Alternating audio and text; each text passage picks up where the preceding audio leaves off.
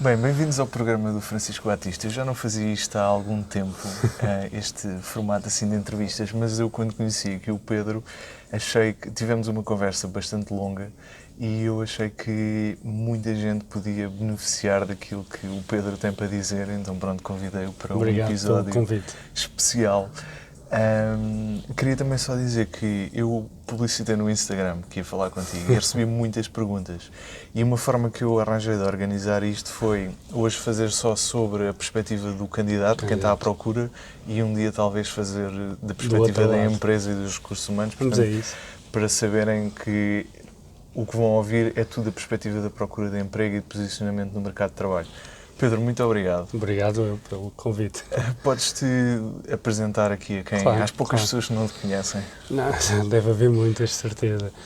O meu nome é Pedro Rebelo e eu trabalho na área de gestão de carreiras e posicionamento no mercado de trabalho. Sou formado em gestão, com uma pós-graduação em marketing, no tempo que não havia digital, mas é marketing, e de há 4 anos para cá apaixonei-me por este lado da cadeia de valor, que é basicamente ensinar e partilhar com as pessoas como é que podem ganhar rédeas das suas carreiras e como é que podem criar um plano e levar esse plano à ação para conseguir os seus objetivos profissionais. Ok. Diz-me uma coisa, há uma coisa que eu li uma vez no teu LinkedIn e desde aí cito-te a toda a hora, a toda a gente, que é, tu dizes que 80% das ofertas de emprego não são publicitadas publicamente. Podes explicar? Sim, é curioso que com alguma investigação eu percebi que esses números não mudaram muito em 20 anos. Ou seja, há 20 anos atrás nós tínhamos os anúncios nos jornais, anúncios de emprego, e apenas 15% do emprego disponível vinha anunciado. Portanto, se nós escalarmos isso à data de hoje, os meios que temos, os job boards, os LinkedIn, os Facebooks por aí fora, nós chegamos à conclusão que apenas 18% do emprego disponível vem anunciado, mas esses 18% em comparação aos 15% de há 20 anos são muito mais, é uma quantidade assustadora, não é?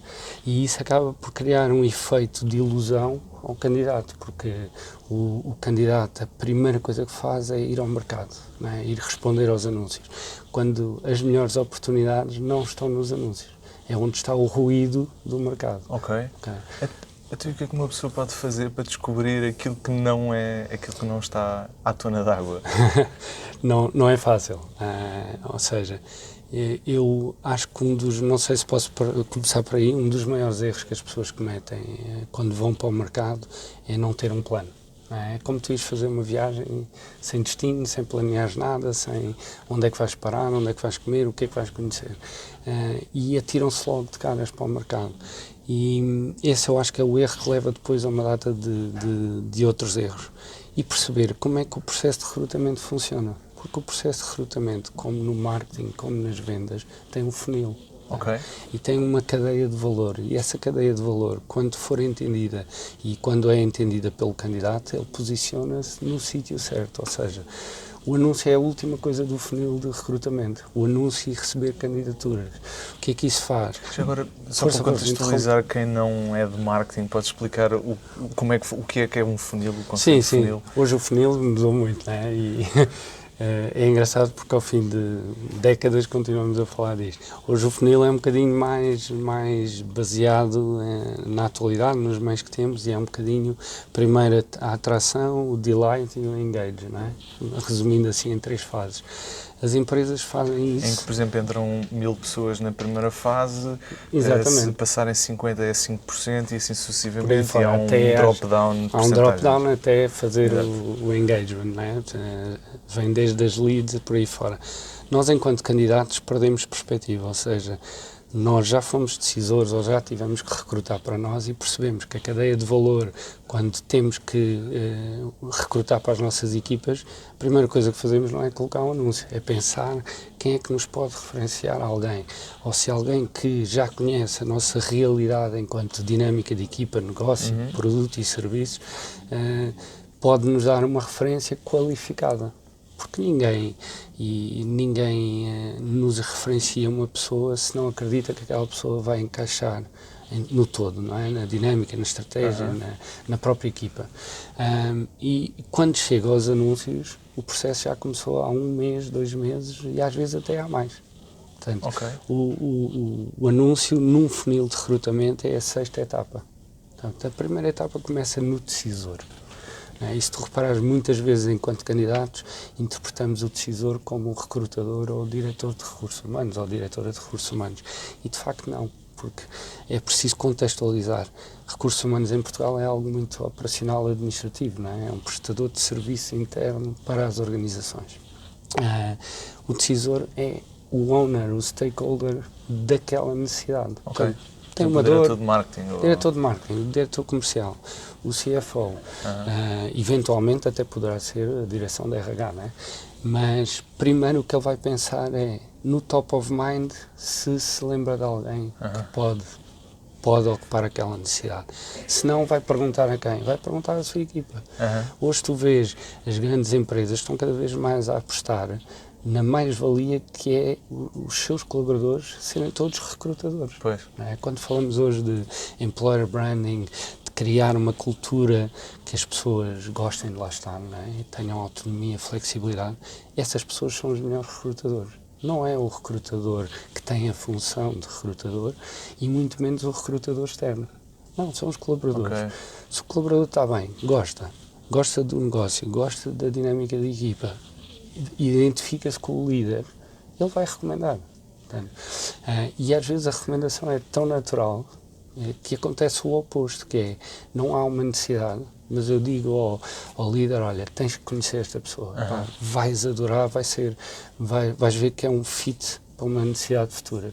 E já há organizações que conhecem pessoas via este sistema de referência, criam as necessidades. Porquê? Porque acham, esta pessoa é mesmo aquilo que faz match com os valores, com a cultura, com a nossa dinâmica. Portanto, já são criadas necessidades sem realmente existir uma necessidade concreta. Isso é super interessante. Então, o que uma pessoa pode fazer é tentar criar a maior rede possível, tratar em top of mind de um amigo ou de um conhecido. Tal e qual, eu acho que a rede nós subvalorizamos o valor do nosso networking, não é?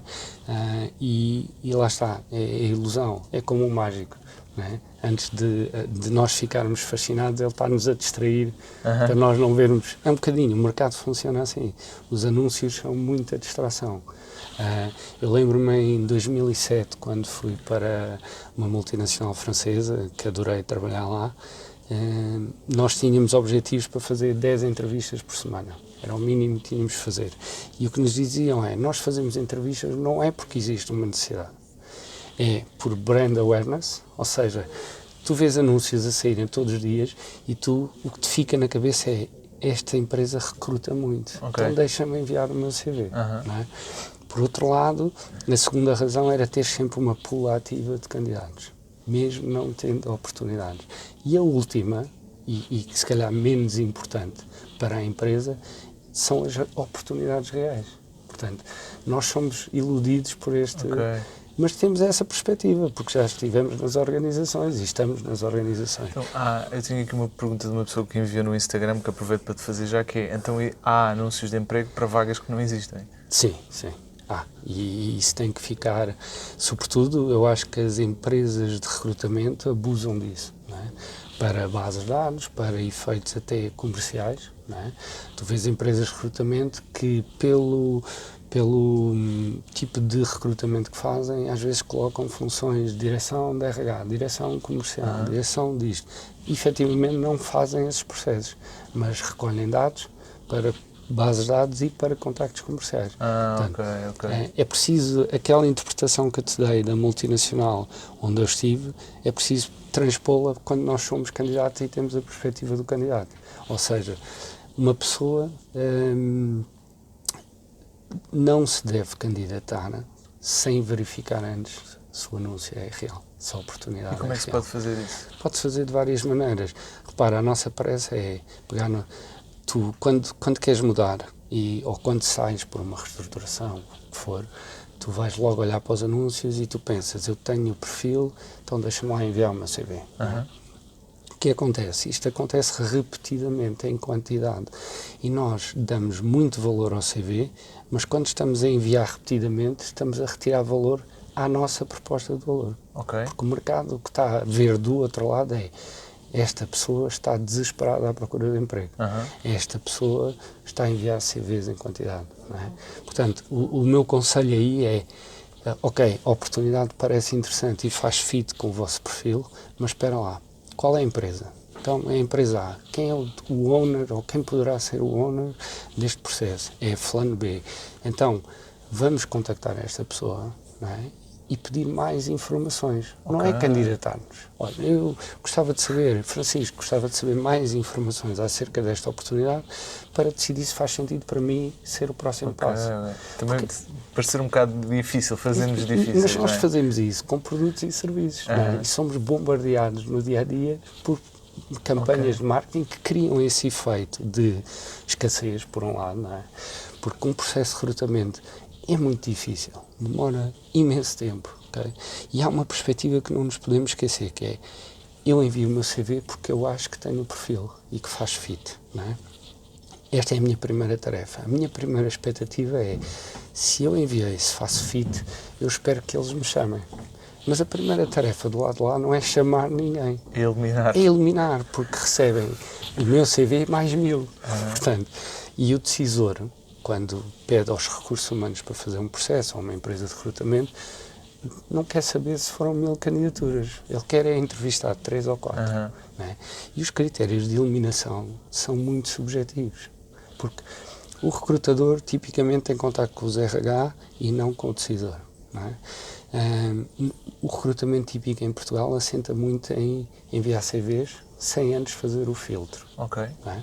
Portanto, vamos enviando. Se o decisor de RH acha que ali está um CV interessante, chama.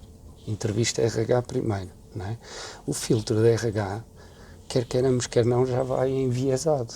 Porque a minha forma de ver a necessidade do decisor, quando eu não estou próximo do negócio, já é diferente. Okay. Portanto, eu vou valorizar aquilo que eu valorizo, ou aquilo que eu escolheria para a minha equipa, não para a equipa do meu colega. Percebes? Portanto, quando nós vamos ao decisor e chegamos primeiro ao decisor, criamos este efeito de fazer-nos difíceis, não é? Também criamos interesse do outro lado em nos conhecer. E se formos primeiro ao decisor e o decisor nos enviar aos RH, já vamos com o carinho do decisor. Ok. Por isso é que acontece muito, quando tu analisas toda a cadeia de valor do lado das empresas, muitos dos perfis mais contextualizados com a necessidade não chegarem ao decisor. E tu chegas, qual é a primeira coisa que nós candidatos criticamos? É os recrutadores, os diretores de RH, não há feedback.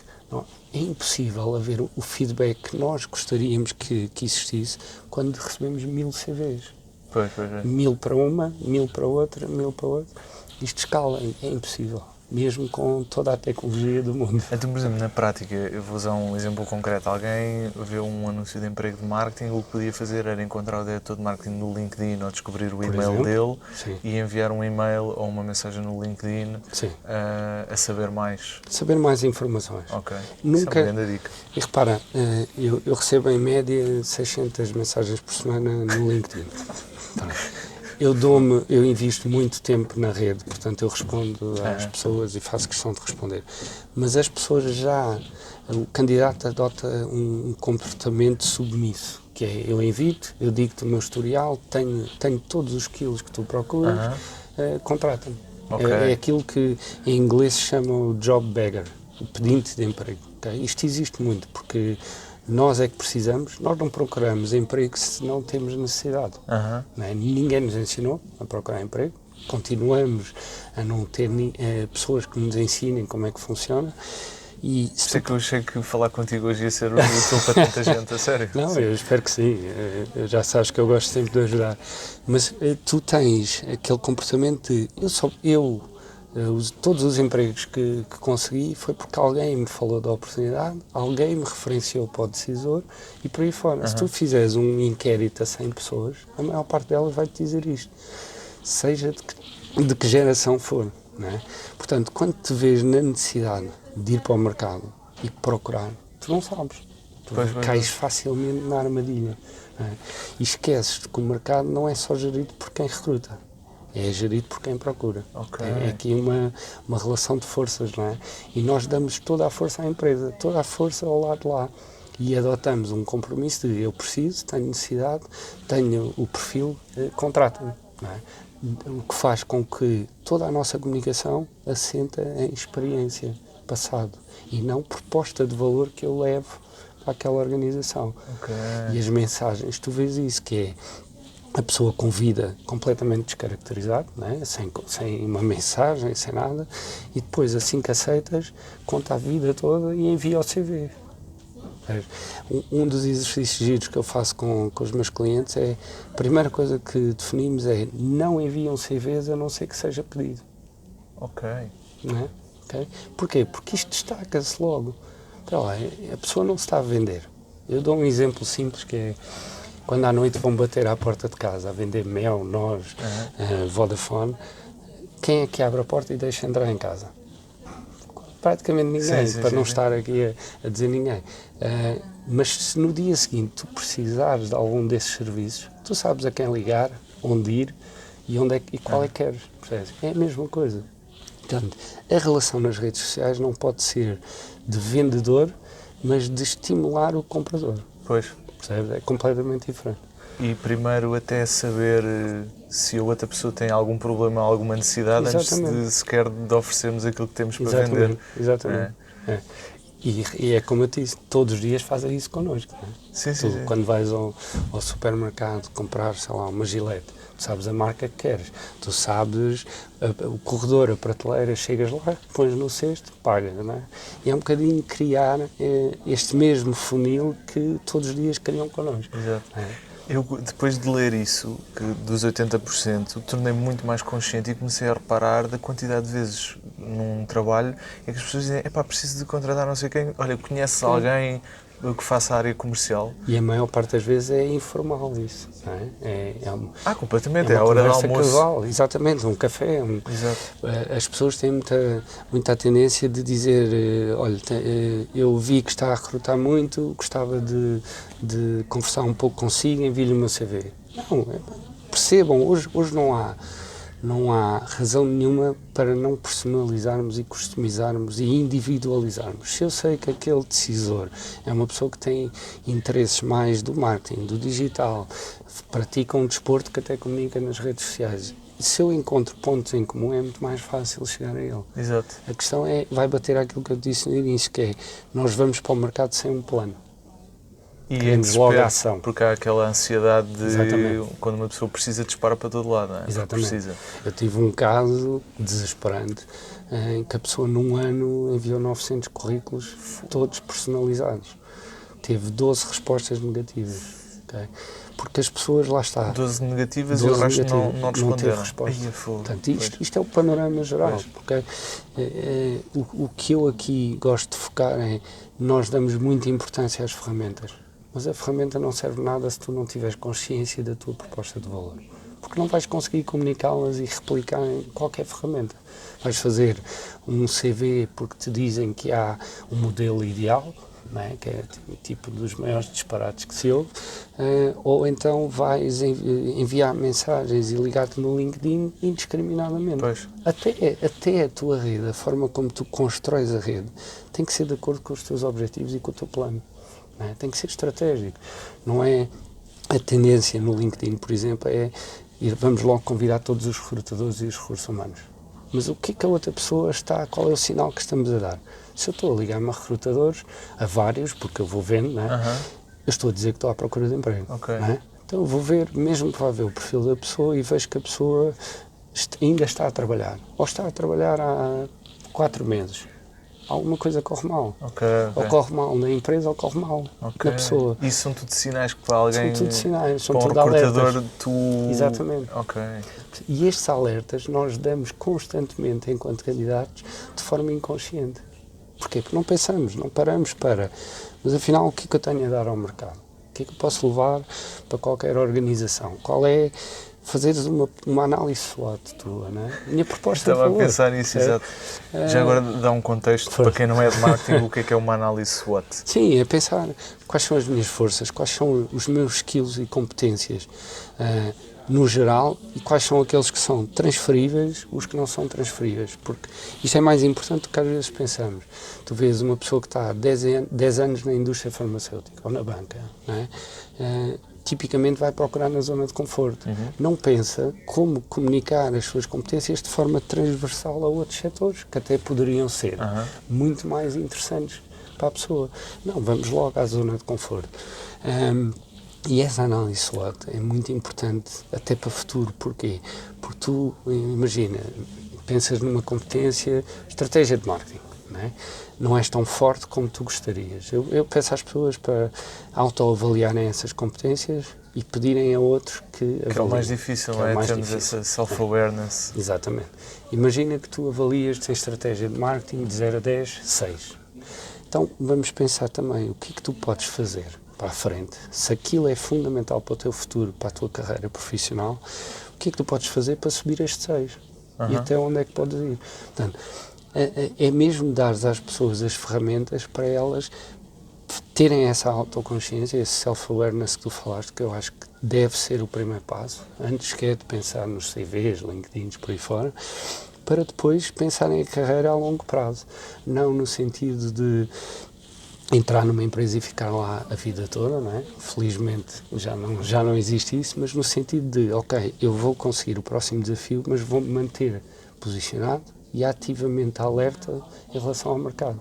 E o mercado vai saber quem eu sou e qual é a minha proposta de valor. Portanto, é mesmo criar aquele efeito de o mercado vem ter contigo e não és tu que estás constantemente a sinalizar e a enviar aqueles alertas.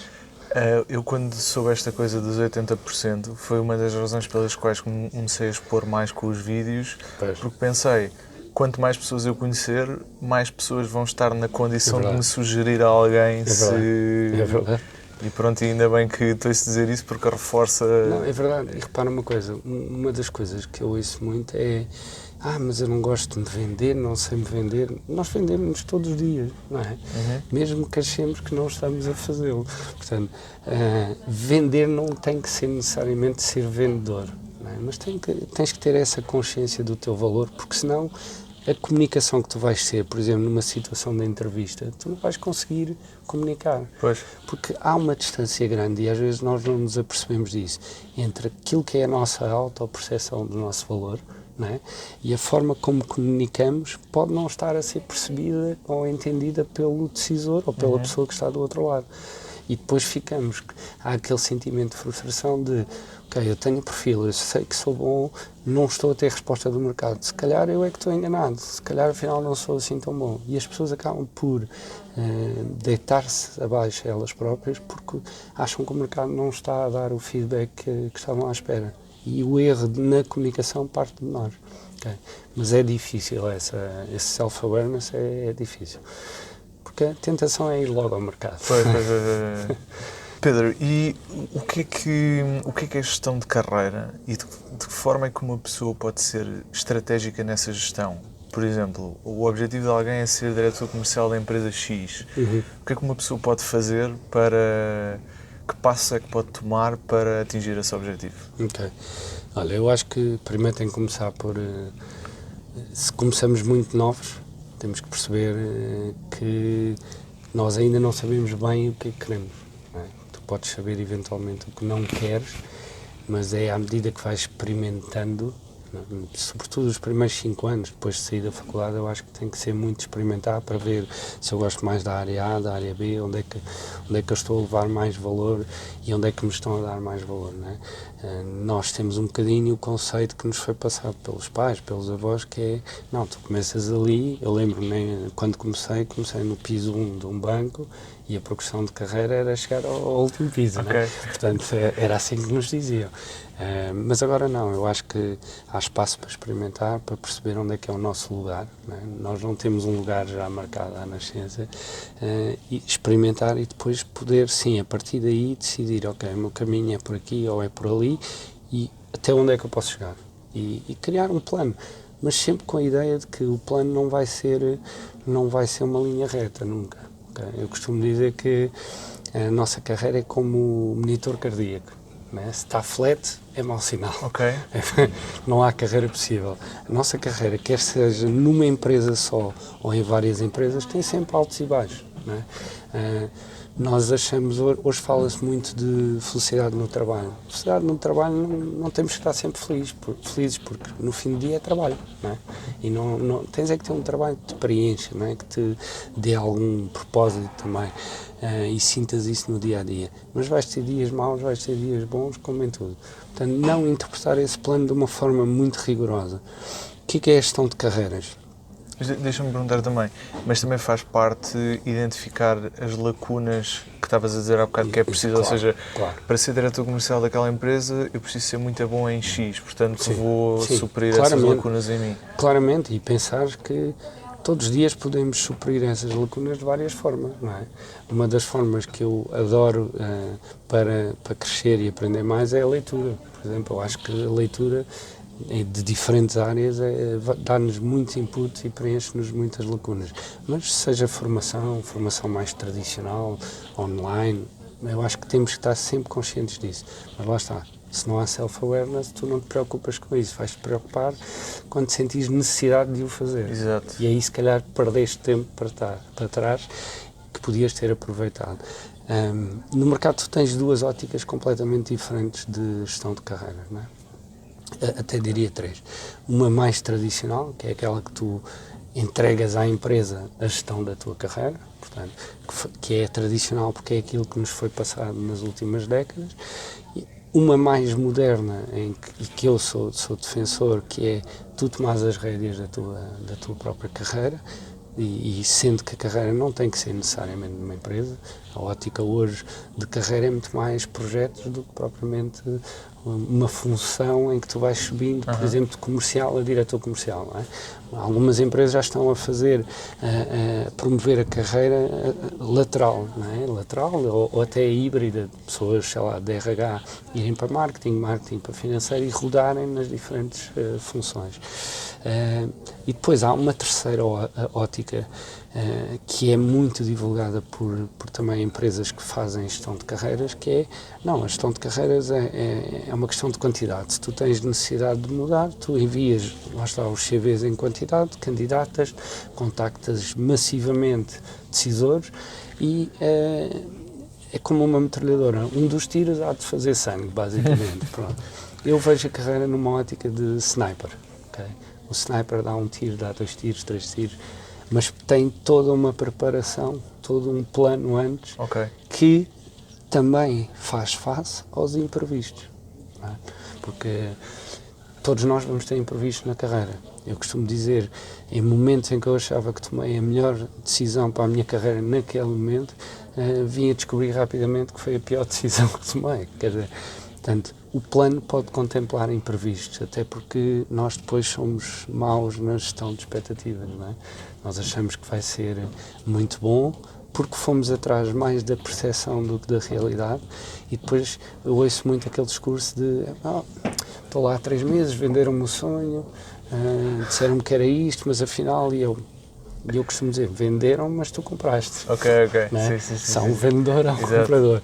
E nós, às vezes, se tivéssemos esse plano, conseguíamos fazer face mais rapidamente à distância de percepção versus realidade e também às nossas expectativas. Às vezes, quanto mais baixas, melhor o resultado, não é? Então, e naquele segundo cenário, de que forma é que um candidato pode tomar as rédeas? É criando a sua marca, tendo a consciência daquilo que pode trazer ao mercado e constantemente, como se fosse uma marca, ir comunicando esse valor? Até porque, repara, uma empresa pode ter uma marca muito forte, não é? Temos aí multinacionais que têm marcas que nós reconhecemos em qualquer lado e falamos muito delas. Mas quem dissemina as grandes marcas são os seus colaboradores, seja para o bem ou para o mal. Porque se eu for-te falar de uma marca que eu consumo e tu vens-me falar de uma situação negativa, prejudicial até noutros aspectos que eu nem sequer teria pensado, eu se calhar vou olhar para a marca de outra maneira. Pois. Portanto, eu acho que sim, todos nós temos de ter uma marca pessoal. E a nossa marca e a marca de todos juntos é muito mais forte que a da empresa. Só não é se não fizermos nada, porque na verdade todos temos uma marca pessoal. Se gerimos ou não essa marca é outra questão, não é? E eu acho que a maior parte das pessoas ainda não está, ainda olha para isto, a marca pessoal, como se fosse uma coisa leviana, não é? Isso interessa para quê? Isso é só para inglês ver, ou, Exato. Pronto. Mas a verdade é, e eu costumo dizer uma coisa que às vezes choca, outras vezes faz sentido, que é, primeiro tens que parecer ser, e depois tens que mostrar que és, não é? Porque senão não consegues atrair a atenção de quem tu queres. Se tu conseguires depois ser consistente, ser coerente, ser constante na mensagem que passas da tua marca, então aí... É marketing, é fazeres uma promessa e seres consistente e coerente na forma como cumpres a promessa. E repara uma coisa, a tendência hoje, e eu sou também um forte apoiante dessa tendência, é que o marketing e os recursos humanos sejam híbridos. Porque tu olhas, por exemplo, para os anúncios de emprego. Não é? Eu costumo dar o exemplo de um que vi que há uns meses, que era uma grande multinacional, portanto, com muitos recursos, que pedia, o anúncio começava especialista de marketing, em baixo dizia estagiário. Não é? E das 10 competências que eles achavam essenciais para a função, tinham Office, Excel, PowerPoint e Word. Ok. Portanto, as outras, bem, desde design a web development. Pois. Okay? Portanto, porquê? Porque isto tipicamente é feito por recursos humanos. Eu vejo muito no marketing pessoas que estão a tentar comprar coisas que não sabem o que é. Querem alguém de marketing digital que faz tudo de uma ponta à outra que eles nem sabem o que é. E que são uma equipa, é um especialista em Photoshop, mas também tem que ser especialista em AdWords e em HTML e em Facebook Ads e em conteúdos. É o 3 em 1, 4 em 1. É aquilo que tu chamas o candidato unicórnio. Não é? Exatamente. Esse artigo foi muito interessante porque tipicamente eu gosto de escrever por situações que passo, em empresas onde já fiz consultoria, pedidos que me fazem, e é isso que eu encontro. Eu conto a história de uma empresa onde estive 2h30, portanto, muito tempo, numa reunião com o CEO, diretor comercial, diretor financeiro e diretora de recursos humanos. A função estava aberta há 1 ano e 2 meses e não conseguiam recrutar. Estavam a trabalhar com outras empresas e ninguém lhes apresentava o perfil certo. E eu dizia, mas isso não pode ser só culpa da empresa de recrutamento, não é? Porque 1 ano e 2 meses dá a sensação que vocês não se entendem. E então comecei a fazer algumas perguntas. Portanto, as 4 pessoas mais caras da empresa estiveram 2h30 em que eu fazia uma pergunta, tinha 4 respostas diferentes. E no final, o CEO rematava e dizia, como vês, estamos todos alinhados. Pronto. E qual era a nuance que falhava ali? Era que o decisor não recebia os melhores candidatos. Porquê? Porque estava definido e era compliance da organização que passavam primeiro por RH. E o RH filtrava, logo a olhar para o relatório e dizia, mas não é bem este perfil, mas vem do sítio tal, nós não gostamos muito, mas o sítio tal tem 10.000 colaboradores, como é que vocês generalizam? Pois, mas não é bem isto, creio. E eu despedi esse cliente, porque de facto eu iria estar mais de 1 ano, se calhar, pois. Quando os melhores candidatos já tinham sido apresentados. Isto para te dizer que é verdade. Eu não acho que exista propriamente uma crise de talento, não é? Eu acho que existe uma crise de matching, que é, nós no lado da empresa queremos o candidato unicórnio, o candidato perfeito.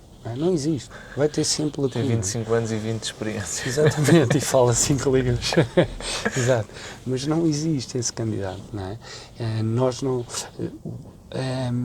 o medo de contratar mal acaba por ser um grande constrangimento nos processos de recrutamento. porque o decisor ou os recursos humanos, se não encontram aquele candidato perfeito, o candidato unicórnio, o processo arrasta-se no tempo. Okay? E naquele caso disseste para sempre, não é? Para sempre, sim. E devo-te dizer que a pessoa que entrou para essa função entrou 2 anos e meio depois. Fogo. Sem justificação nenhuma. Ok. Porque o decisor, na realidade, quando tem uma necessidade de recrutamento, aquilo que ele valoriza é muito mais simples do que aquilo que é passado para o mercado ou do que aquilo que nós interpretamos, não é? Porque que a empatia no final é muito importante? Porque a empatia é que dizes, esta pessoa vai-me resolver o problema, vai encaixar bem na minha equipa, a dinâmica que eu já tenho, não é? Nós muitas vezes queremos ir para um sítio e identificamos coisas que podiam ser melhor e queremos mudar logo o mundo, não é? Não, a primeira coisa que temos de fazer é encaixar naquilo que já existe, não é? E o decisor, por exemplo, uma pergunta que eu acho que é clichê, não é? Que é o fale de si, não é? O que é que o candidato tipicamente faz? Olha, estou no marketing há 10 anos, 15 anos, fiz isto e isto, passei por isto e isto. Há vários estudos que dizem que por cada 20 segundos que eu consumo a colocar uma questão a um candidato, o meu tempo de atenção média é 1 minuto e meio a 2, na melhor das hipóteses. Portanto, se o candidato se foca em experiência, rapidamente aborrece o decisor. Se o candidato tiver um discurso de valor para a frente, okay, e conseguir mostrar valor não só na sua experiência, naquilo que faz no dia-a-dia. Sim. Deixa-me só dar um exemplo. Sabes a Tina Fey, a comediante? Sei. Ela foi head writer do Saturday Night Live. E ela diz pronto, ela é responsável por contratar argumentistas, eles faziam grandes noitadas lá, ficam a escrever até altas horas, e ela diz que nunca contrataria alguém, um dos critérios dela, nunca contrataria alguém que ela não quisesse encontrar num corredor às 3 da manhã. E eu penso sempre nisso. E que é o tal lado pessoal e eu, pelo menos, das últimas vezes que fui a entrevistas, começo sempre com conversa pessoal. Para perceber se nos damos bem ou não. Repara uma coisa, em conversa aqui, até há uns dias, com uma pessoa aqui do Ávila, ele dizia-me, está um bocadinho perdido, não sabe bem quais são as principais competências, e então eu decidi não me focar no sítio, na questão profissional e num hobby que ele tem. Portanto, isto é uma pessoa que fez uma viagem à vela durante 1 ano. Sozinho. Isso é incrível. Incrível. E eu perguntei-lhe, o que é que tiveste que fazer? Tive que planear. Então, mas vamos desconstruir isto tudo, não é? Planeamento, teve que preparar o barco, os instrumentos, rota, onde é que ia parar. Isto são competências, só que como é tão intrínseco, não é? Não, budgeting, tudo. Mas como é tão... E imprevisto. Se vem uma tempestade, não é? Mas isto é tão inconsciente. É como tu perguntares a alguém qual é a primeira coisa que fazes quando acordas de manhã. E a pessoa diz, olha, abre os olhos, levanto-me e, sei lá, vou tomar um pequeno almoço. Não é verdade. Tu abres os olhos, tu espreguiças, ou carregas no snooze, sentas, né, fazes uma série de pequenas coisas que tu já não consideras. Pois. Porquê? Porque é tão automático, não é? Que nós já não desconstruímos. Isso é também uma das razões para nos subvalorizarmos, porque há coisas que fazemos que nós somos tão naturais que... Exatamente. Okay. Por exemplo, nas faculdades, hoje eu chamo miúdos em qualquer... perguntam muito, olha, eu nunca trabalhei, como é que eu reflito as minhas competências? E eu nunca trabalhaste em lado nenhum. Não, eu faço um part-time num restaurante, ok. Então, o que é que tu fazes? Quais são as tuas tarefas? Que competência vês atrás desta tarefa? Exato. Porque está serviço ao cliente, tem que resolver conflitos, tem que uma série de coisas, não é? Tem que lidar com o cliente no dia-a-dia, mas são coisas que nós acabamos por subvalorizar. E... há alguma coisa que uma pessoa possa fazer para... Aliás, eu acho que a resposta é self-awareness, não é? Sim. Eu ia te perguntar para uma pessoa se sentir mais confiante nessas pequenas coisas que acha óbvias, mas é tudo self-awareness. Eu acho que é self-awareness, mas nós somos muito parciais connosco próprios, não é?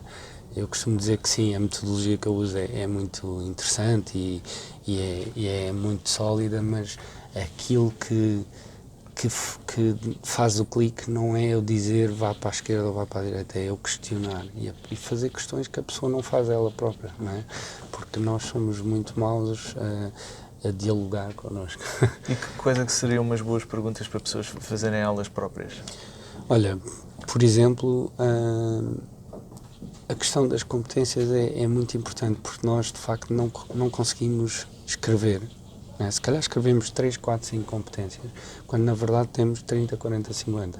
Portanto, pensar nisto como um modelo, eu costumo usar um modelo da flor, onde cada pétala significa uma coisa, não é? Por exemplo, olhares para toda a tua experiência e não pensares em termos de experiência, mas pensares o que é que eu fiz de melhor nesta empresa, o que é que eu trouxe de melhor e o que é que, se eu pudesse mudar hoje e fazer melhor, faria. Ok. Ou seja, o que é que eu acho que, olhando hoje para trás, que eu devia ter feito.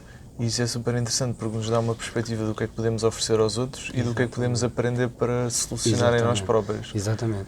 Mas é difícil, por iniciativa própria, e falo também por mim, porque já passei por todas as situações possíveis, sentarmos, porque isto envolve tempo, envolve-te olhares e para... custa. Custa. Olhares para ti e chegares à conclusão que não és tão bom em determinadas coisas como tu achas, não é? E questionar-te. Mas eu acho que sim, criar, por exemplo, das pessoas todas com quem tu trabalhaste, quais são as pessoas que te estimularam mais? E porquê? Porquê que tu te sentiste tão bem, tão produtivo nesse tipo de equipas? Então, ilustrar características. Ambiente da empresa. Qual foi o melhor ambiente? Porquê? O que é que hoje, olhando para trás, tu identificas? E assim também podes, no estás a desenhar para a frente. Exato, procurar um sítio que te crie as melhores condições para ter sucesso. Exatamente. Tu olhas para trás, estás a desenhar o plano para a frente. Ok, super interessante. Mas é muito difícil. É de facto. Tu dizes que um candidato, durante uma entrevista, deve tomar as rédeas da entrevista. O que é que isso quer dizer? Sim. Tomar as rédeas não quer dizer que seja o entrevistador ou que seja tipo Inquisição, não é? Mas é gerir os tempos da entrevista. É chegar e ter uma conversa mais pessoal, mais informal, para criar empatia. A cadeia de valor, recrutador ou a empresa que recruta e candidato, eu costumo comparar a uma relação, não é? A relação vai-se construindo. Tu primeiro, eu lembro no nosso tempo, nós fazíamos as mixtape que dávamos à miúda, à rapariga que gostávamos, não é? Porque já antes havia alguém que nos tinha chamado a atenção para ela. Já as amigas sabiam e já andavam a cochichar, não é? Mas tudo isto é um processo que não pode ser visto como one shot de eu vou à entrevista, correu bem, vou conseguir um emprego. Porque há fatores que tu não controlas. Tu não sabes quem é a tua concorrência. Não é? Se tu não és escolhido, não quer dizer que tu não eras bom. Quer dizer que havia alguém mais contextualizado. Okay? Não é que tu não sejas bom. Então, se a razão é esta, vamos fazer closure. Vamos encerrar. Não vamos estar a pensar demasiado porque é que eu não fui escolhido. Mas vamos pensar, há outro, e é esse outro que temos que ir encontrar. Okay? E aí é passar do plano à ação. E eu acho que nós queremos logo a ação e resultado. Não é? Eu costumo dar o exemplo de... Eu não gosto de correr, pessoalmente, mas imagina que decidia correr uma maratona e dizia-te, olha, vou correr a próxima maratona daqui a 30 dias. E tu perguntava, então, mas corres? E eu, não. Então, mas e vais preparar? Vou fazer em uns 5 km. Pronto. Não dá, não é? Tu tens que olhar o que é que tu precisas para correr a maratona. Não é? A maratona vai lá estar. Não vai desaparecer só porque tu te preparaste, não é? Vai ter imprevistos. Então, se tu planeares, a ação é muito mais clara.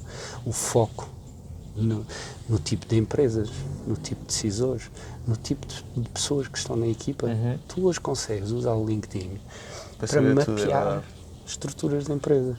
Consegues usar outras ferramentas para perceber o que é que quem lá está e quem já lá esteve diz da empresa. Exato, a pessoa que tem a função que tu, ou que tinha a função que tu queres, o que é que ela fazia? E porquê que saiu? Exato. Não é? Nós não fazemos isso. Dá imenso trabalho. Não é? No meu tempo, ligávamos. Não é? Pegávamos no telefone, ligávamos. Há um medo generalizado de se pegar no telefone e ligar. Vamos logo, o e-mail é fácil, a mensagem é fácil, pegar no telefone e falar com o decisor, pedir informações para saber se faz sentido. Podemos tomar um café, eu vou estar aí próximo hoje ou amanhã, podemos tomar um café de 15 minutos. As pessoas não têm a noção de a probabilidade de tu responderes ao anúncio e conseguires emprego, aquele emprego é de 4%. Ok. Tu ires tomar um café e até descobrires que aquela oportunidade não é para ti, mas o decisor tem outra que fazem muito mais sentido, aumenta de 4% para 86%. Incrível. Mas é incrível mesmo. Olha, e como é que, isto é uma coisa especialmente difícil para mim, como é que uma pessoa lida com aquela pergunta que surge sempre agora, que está na moda nas entrevistas, que é quais é que são as suas expectativas salariais? Porque há o problema de pedir menos e o outro lado fica todo contente porque se calhar até estava disposto a pagar mais, mas também há o lado de pedirmos demais e o outro lado dizer, pá, este gajo tem expectativas demasiado grandes, não dá. Essa é uma pergunta interessante e que de facto caímos facilmente nessa armadilha, não é? Quanto mais tarde essa pergunta for respondida, maior a probabilidade de nós conseguirmos o emprego. Está na moda hoje, e dizes muito bem, porque as empresas, quando chega às empresas de recrutamento, uma das questões para eliminar é essa. Não é? Só que nós não pensamos, em primeiro lugar, a nossa proposta de valor tem que estar refletida depois num valor financeiro, não é? Mas não pensamos como é que isso está na cabeça do outro lado. Ou seja, um decisor tem um budget para a função. Não é? Um budget é uma coisa que não é, imagina, vou falar em números anuais, não é 40 a 60 capas, ou 30 a 80. Não é uma coisa muito elástica, é uma coisa curta, muito clara. Eu tenho 45 a 55 capas, ou 52,5, não é? Pronto.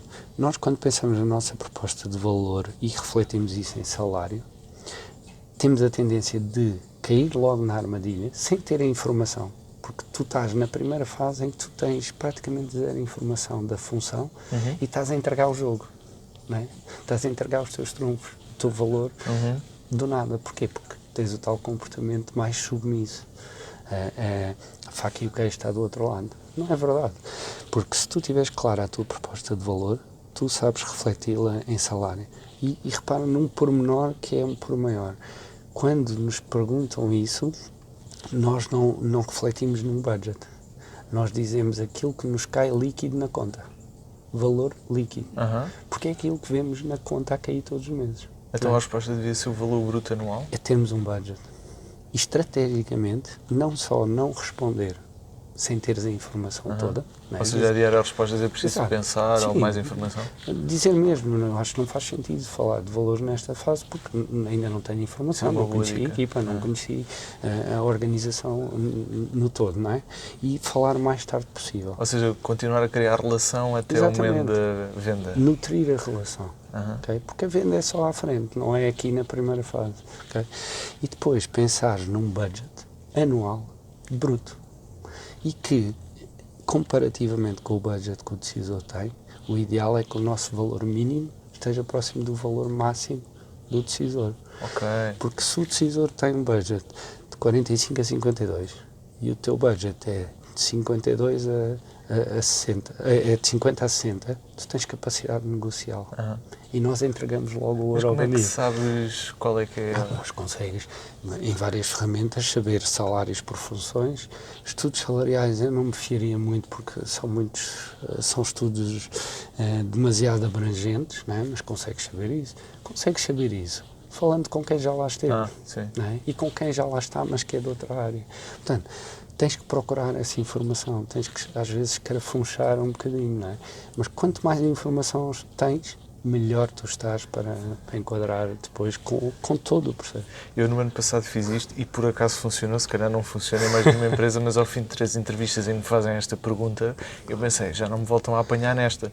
Então na quarta entrevista eu percebi qual é que era o momento em que aquilo normalmente acontecia, porque era primeiro uma conversa pessoal, depois conversa sobre competências e função. Sim.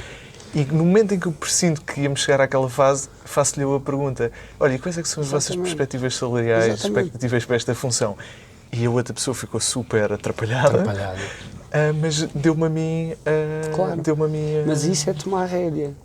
Entendes? Que é, nós não estamos lá só para responder a pergunta. Então fiz bem. Fizeste lindamente. Nós estamos lá para fazer perguntas importantes para aquilo que são os nossos objetivos. Que é para tu, imagina, tu tens a percepção que aquela empresa não é bem o ambiente que tu estás à espera. Desde o momento que tu entras, tu começas a sentir o ambiente, desde a recepcionista até chegares à entrevista, não é? Tu começas, só que nós não vamos atentos. Nós vamos nervosos, vamos ansiosos, não é? E não estamos com um nível de atenção nestes pormenores. E quando chegas lá, tens uma pergunta que vai de encontro. Qual é o objetivo deles a recrutar esta pessoa? Trata-se de uma substituição ou de uma vontade de crescer a área de volume de negócio, o que for? Quais são os objetivos? Isso foi uma substituição porquê? Porquê, exatamente. Isto vai-te dar pequenos sinais positivos ou negativos que te levam a dizer que tu dizes que sim ou que não. E aqui no tópico da presença online, da importância da presença online, nós há bocado tocámos um bocadinho nesse ponto. Qual é a importância da presença online? Eu já li que tu escreveste uma vez que 70% dos empregadores neste momento usam as redes sociais para averiguar os candidatos. Exato. E isto tem um lado bom e um lado mau. Tem. Aliás, tudo o que estamos a falar aqui tem sempre o reverso, não é? Sim. Pronto. Tem. Eu acho que os empregadores fazem isso, não é tanto no sentido de averiguar, mas de curiosidade, de perceber quem é esta pessoa, não é? Quem é esta pessoa que se candidatou e que eu vou entrevistar.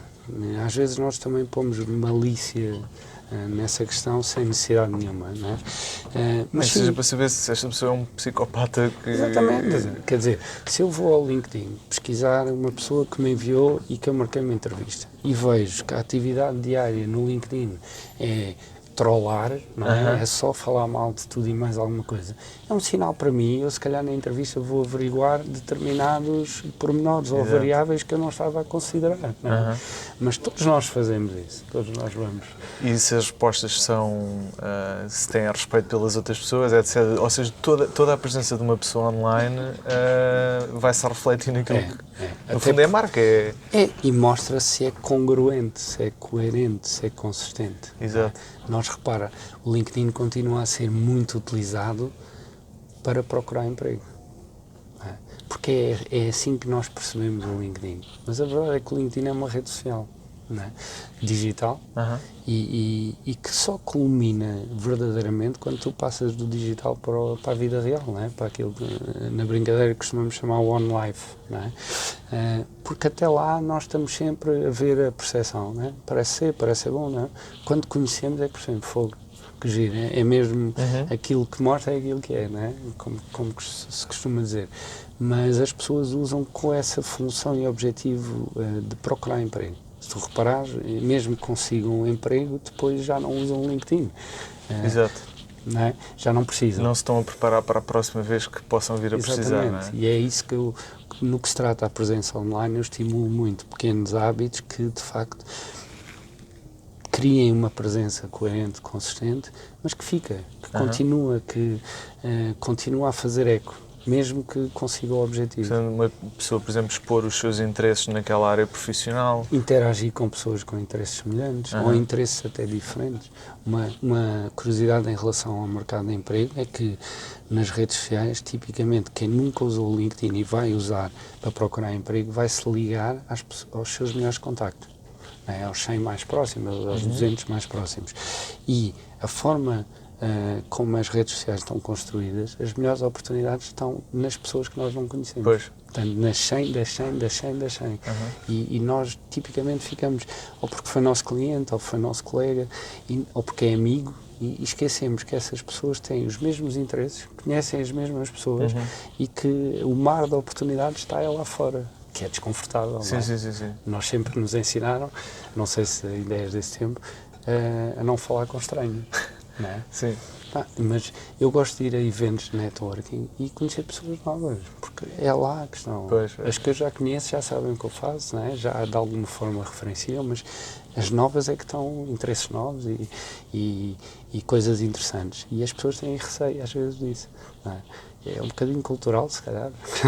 E também no tópico da presença online, porque acho que extravasa o LinkedIn, que é As outras redes também, Sim. por exemplo, se uma pessoa tem Sim. o Instagram aberto e só tem fotografias, tipo, Sim. desenhando de caixão à cova, tipo, passa uma mensagem, é marca, Sim. mas também, e eu já vi isto, e obviamente o exemplo que eu vou dar não é o exemplo que eu tenha visto, mas pessoas que enviam um CV em que o e-mail é surfistaloirinho69@hotmail.com.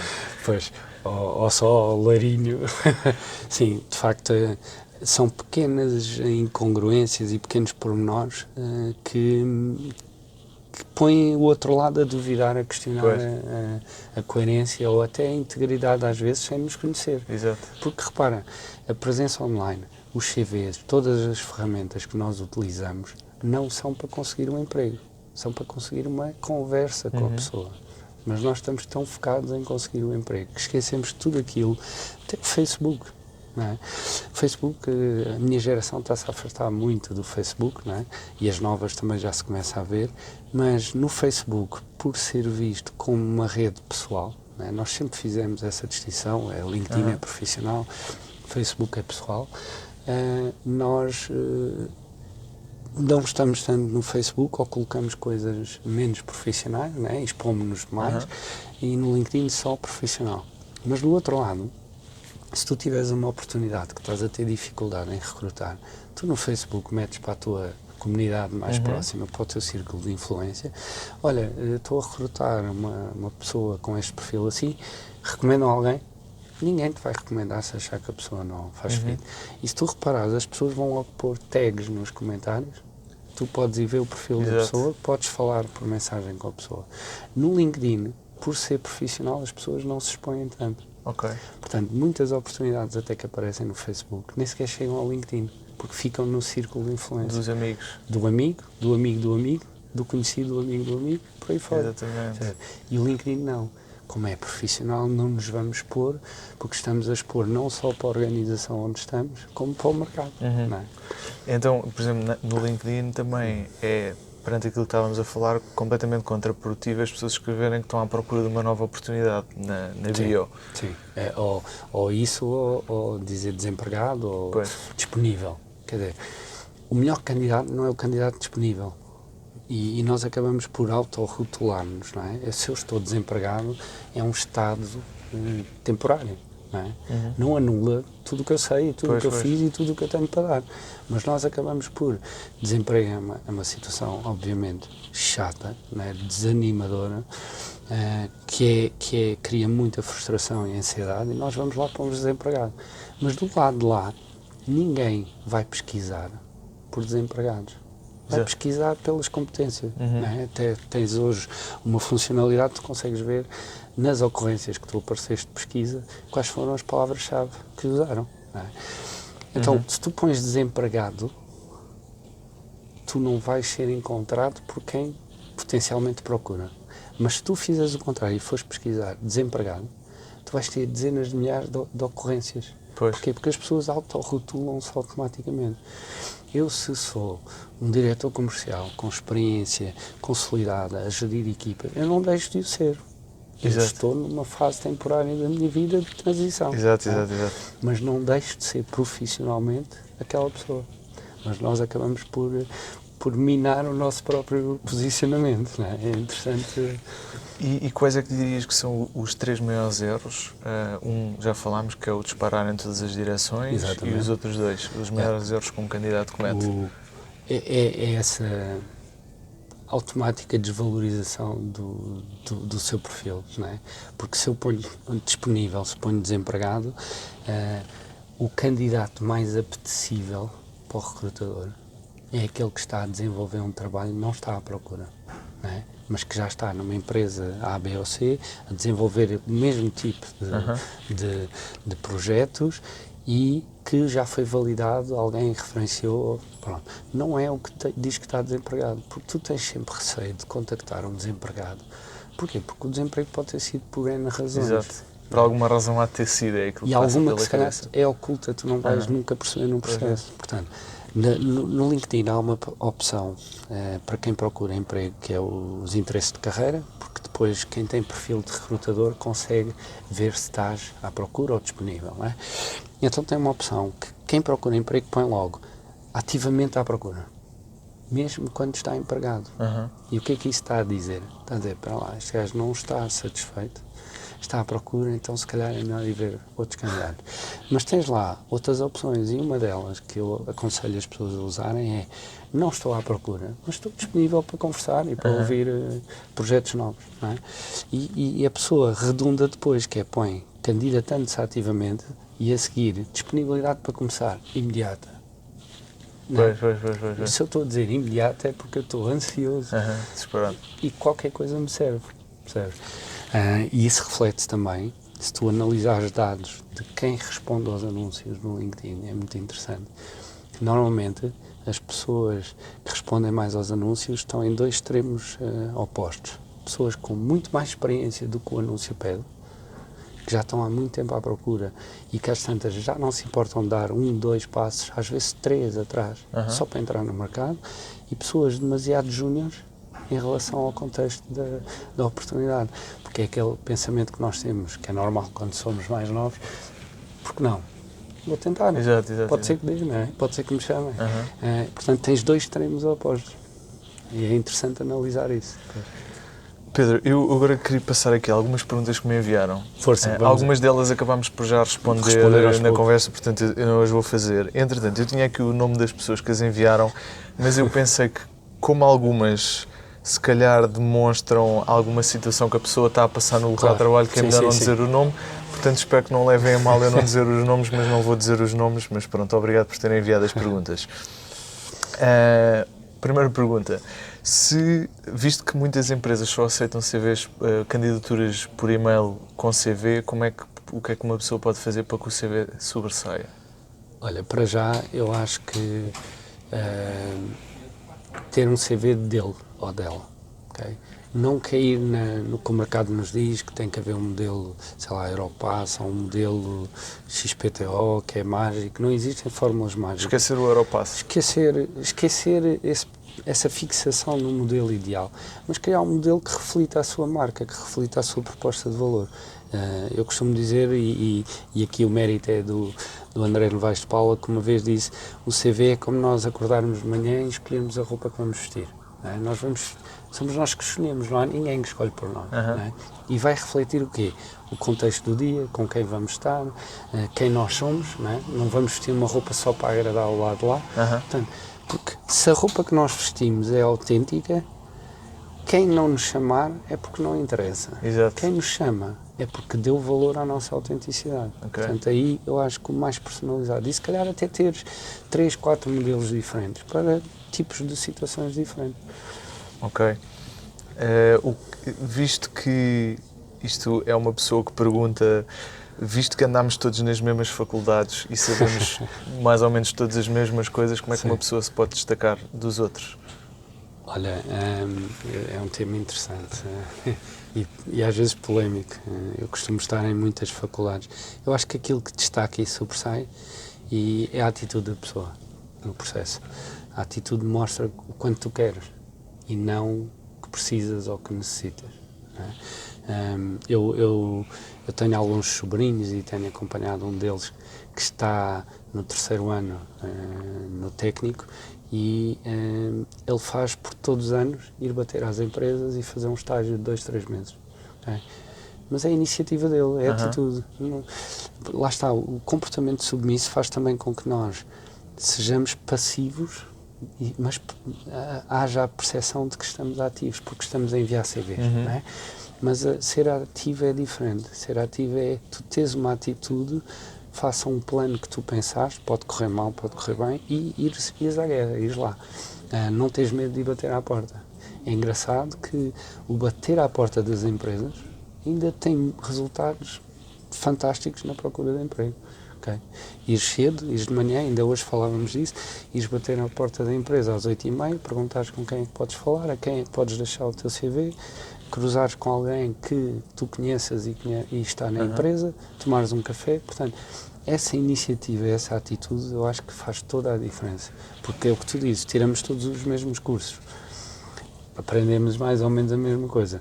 A diferença não está no que tu aprendes, está no que tu fazes com o que tu aprendes. Ok, isso é muito bem visto. E eu aposto que há muita gente que ouviu o que tu acabaste de dizer e está a pensar, epá, agora vou beber um café com alguém de uma empresa. E não é tão difícil quanto parece, e as pessoas estão mais abertas a isso. E eu aprendi, acho que das coisas mais importantes que eu aprendi em 2018 foi essa proatividade de mandar mensagens no LinkedIn a pessoas que publicam coisas que eu acho interessantes e dizer, olha, gostava imenso de, acho que podia aprender contigo, adorava ir pagar-te um almoço.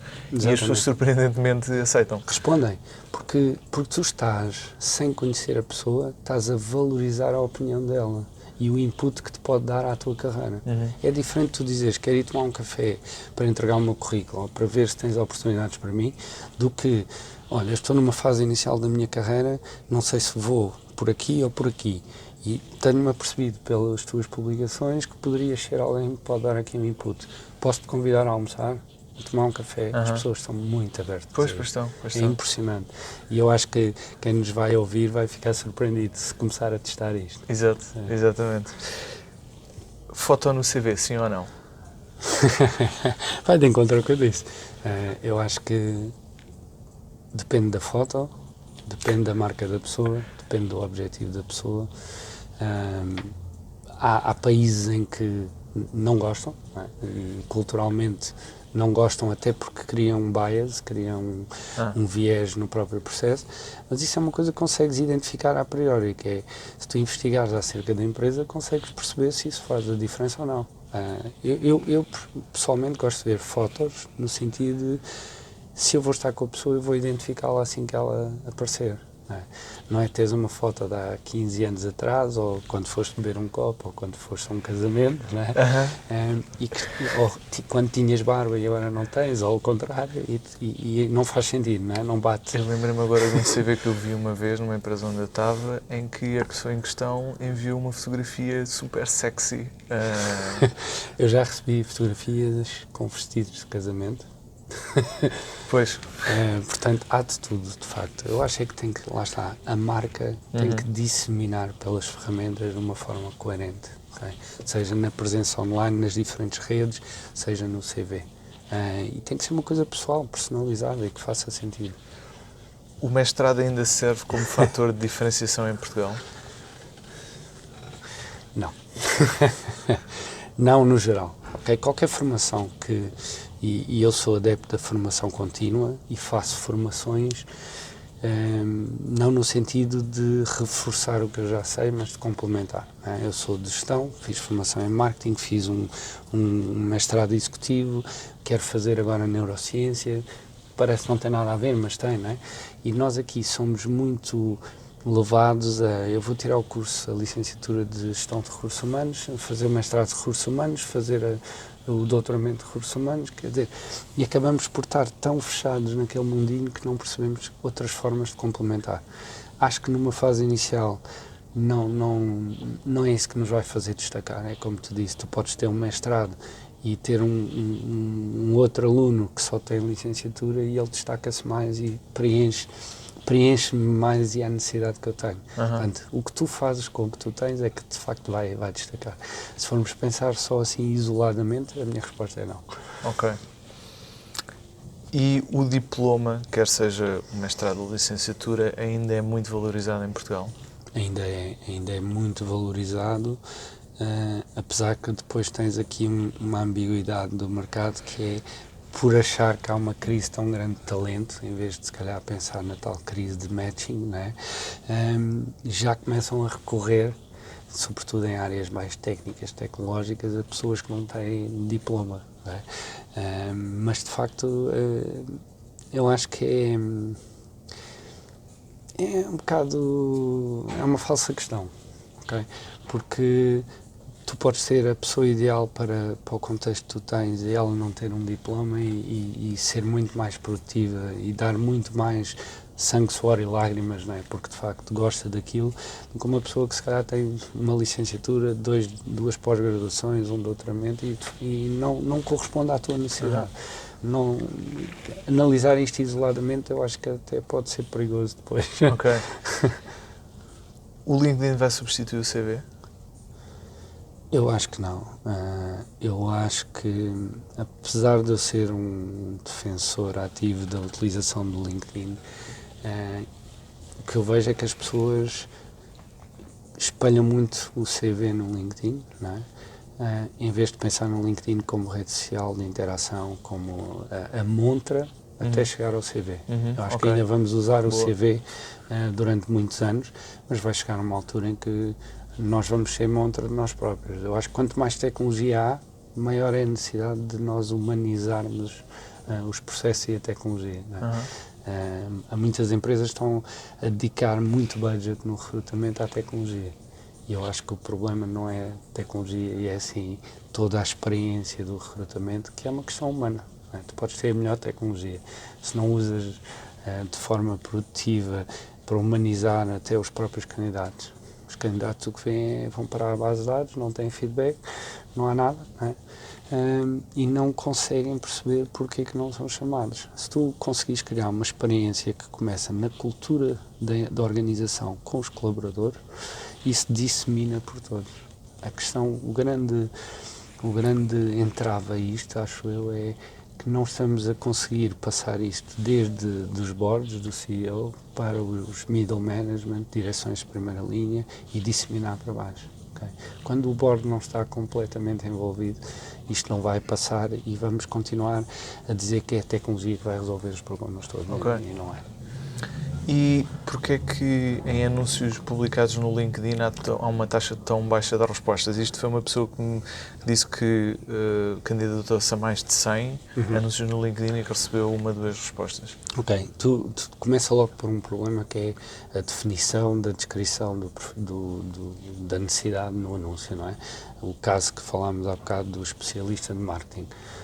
Uma pessoa que de facto tenha no seu LinkedIn refletido que é de facto um especialista de marketing, com as competências mesmo de marketing que são a sua especialidade e outras afins, quando vai responder um anúncio em que 5 das competências andam à volta do Word, PowerPoint, Excel, o LinkedIn não faz o match.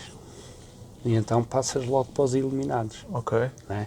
Por isso é que a tua montra tem que isso é automático, esse match? É, porque o LinkedIn tem 2 tipos de candidatura. O Easy Apply, que é a candidatura simplificada, que faz logo match com o perfil do LinkedIn. Okay. Portanto, aqui o risco de seres eliminado é enorme. Eu não sabia que a plataforma fazia. Pronto. O que é que acontece nestes casos? Eu aconselho a nunca fazerem candidaturas simplificadas, mas irem perceber como é que a empresa recruta. Se a taxa de maior sucesso numa candidatura é no site, a fazer uma candidatura espontânea, então vão por lá, não vão pelo LinkedIn. Okay. Mesmo no LinkedIn. É grande dica. Mesmo no LinkedIn é mais fácil, demora menos tempo, é preferível gastarem mais tempo e fazerem onde a taxa de eficácia é superior. Okay. Porque ali é muito normal acontecer isso. Porque a nossa montra muitas vezes não reflete as nossas competências e está desenquadrado com aquilo que é a definição quadrada de perfil da organização. Ok. Da forma como os estágios curriculares e profissionais são usados e abusados em Portugal, faz sentido uma pessoa aceitar um destes estágios? Pode fazer e pode não fazer. É a resposta, o depende, não é? Pronto. Eu sou totalmente contra, acho que as organizações estão a abusar muito. Há 20 anos atrás tinhas um primeiro emprego, não tinhas um estágio, não é? Hoje fazes um estágio disto, outro de formação, outro... E só ao fim de 3 estágios, às vezes, é que tens um emprego. Eu acho que quando a nossa proposta de valor é sólida, tenhamos a idade, sejamos mais novos ou mais velhos, não temos que passar por isso. Porque se sujeitamos, estamos a dizer que é isso que estamos à procura, quando na realidade não é. Repara, tu tens gente da minha geração que, por estar fora do mercado, se sujeita a isso. Mas a verdade é que, como eu disse no início, o mercado é regido por ambas as partes, não é só pelas organizações. Se toda a gente agora começasse a rejeitar estágios, as empresas tinham que dar primeiros empregos, tinham que dar oportunidades com mais valor para os candidatos. Portanto, é perceber onde é esta relação de poder e adequá-la aos nossos objetivos. E não se torna, eu não queria entrar pelo lado da perspectiva da empresa, mas não se torna mais caro para uma empresa ou o estagiário é de facto mau naquilo que faz, ou não se torna muito mais caro para uma empresa andar ali a ciclar estagiários do que ficar com uma pessoa que já está treinada, já conhece a empresa, etc, etc. Sim, e repara, um programa de estágios de uma grande empresa, de uma multinacional, para meter 12, 15 estagiários, o processo começa em milhares. Pois. Portanto, é um processo que se arrasta e que às vezes não chega nem a 10 estagiários que entram. Não é? Se calhar, se pensássemos isto de outra forma, nem o processo demorava tanto, não havia tanta quantidade e estávamos a criar emprego com muito mais valor. Ok. Mas lá está, isto dava para mais 2 ou 3 conversas, caso. Última pergunta. O que é que alguém que esteve fora do mercado de trabalho muito tempo, e neste caso específico é uma pessoa que emigrou e que esteve dedicada à família vários anos, e agora quer voltar a entrar no mercado de trabalho, o que é que uma pessoa assim pode fazer? Essa é uma pergunta interessante porque, de facto, estamos a assistir a muitos casos assim na atualidade. Eu acho que a pessoa tem que começar a construir a sua rede. Se não tem uma rede, tem que ativá-la, tem que construí-la, ativá-la, tem que começar a semear os contactos e começar a interagir com eles. Porque a pessoa não foi passear, não está desempregada. A pessoa tomou uma decisão consciente, não é? De dedicar-se à família. E dedicar-se à família tem muito que se lhe diga. E tem muitas competências também associadas. E quem toma uma decisão dessas consciente é diferente de quem tomou sem saber bem porquê e de repente quer voltar ao mercado. Portanto, eu acho que tem muito de a pessoa valorizar aquilo que fez, a decisão que tomou, porquê que tomou e saber passar isso aos seus contactos. Aquilo que falámos ao início, ou seja, pegar nas competências que estão subjacentes à função e vendê-las da melhor forma. Subjacentes. E eu acho que hoje é preciso ter muita coragem uma mulher ou um homem dedicar-se à família e sair do mercado de trabalho, mas tem muito que se lhe diga, porque tem muitas competências subjacentes que até tornam a pessoa mais resiliente quando regressa ao mercado de trabalho. E muito mais autónoma, muito mais resiliente, paciente, que eu acho que é uma coisa que é um skill que nós não nos preocupamos, mas é uma competência que eu acho que todos devíamos desenvolver, que é a paciência. E acho que sim, a pessoa tem que olhar para isso de outra forma, e não como se tivesse sido algo negativo, não é? Porque não é. Eu estou aqui a tentar arranjar a forma de não dizer em específico, mas há um amigo meu que trabalha em programação e ele acha que teria grandes competências para fazer uma coisa muito específica dentro do ramo da programação e acha que é muito bom nisso. E aquilo que eu lhe disse foi: e quem é que sabe que tu és muito bom nisso? Se tu não puseres isso cá para fora, ninguém vai saber que tu és bom nisso. Mas repara, eu vou dar o meu caso pessoal. Eu tive, há mais de uma década, tive 1 ano desempregado por uma má escolha minha. Escolhi mal, comprei o sonho, tal como referi aqui durante o início da conversa, e apercebi-me rapidamente que não era aquilo e que tinha feito uma má escolha. Tive 1 ano desempregado porque fiz tudo aquilo que estou aqui hoje a partilhar para não fazer. Okay? E o que acontece é que a primeira tendência é, e tu vês muita gente a fazer isso, fica desempregada e não conta a ninguém. Porque parece que é vergonhoso, que é embaraçoso, não é? Então temos vergonha de partilhar. E o que tu dizes é verdade, se nós não partilhamos, ninguém vai saber. Não é? Se nós não começamos a disseminar, para já estamos sozinhos com aquele peso todo, parece vai ficando o peso do mundo em cima dos ombros, não é? Vais carregando aquilo todos os dias e cada vez te custa mais a andar. E isso depois até se vai refletir nas poucas oportunidades que tu tiveres de mostrar o teu valor. Tu vais estar desanimado, vais estar ansioso, vais estar frustrado. Não é? Por isso eu acho que sim, que devemos partilhar, não partilhar para o mundo, é? Para aquelas pessoas que de facto é importante que estejam connosco, que nos apoiem. Eu cheguei a ter um caso de uma pessoa que ficou desempregada, não contou à família, todos os dias saía de casa à mesma hora como se fosse trabalhar. E chegava a casa num humor péssimo e a descarregar na família. Não é? É importante ter o apoio nestas situações e mostrar, porque se tu não mostras, fica cá dentro. E fechado, até uma dessas pessoas pode ver uma oportunidade em que te podia tagar. Exatamente. E como não sabe, assume que estás bem, não é? porque até se calhar estavas numa empresa Aham. conhecida, de renome e com uma boa posição, mas não sabe. Pois. Não te Eu, recomendo. o ano passado, quando me demiti, que não fazia ideia o que é que ia fazer a seguir, fiz um post no Facebook sobre isso, a dizer que me tinha demitido, que não sabia o que é que ia fazer a seguir, e tive dezenas de pessoas a tagarem-me e a mandarem mensagens logo e a pedirem-me CV, e pronto, eu nem estava à espera. Isto, Francisco, isto no fim do dia resume-se muito a comportamento humano, não é? E há pessoas que não têm esse problema e vão ao Facebook e partilham como tu partilhaste, há outras que têm medo dessa Pois.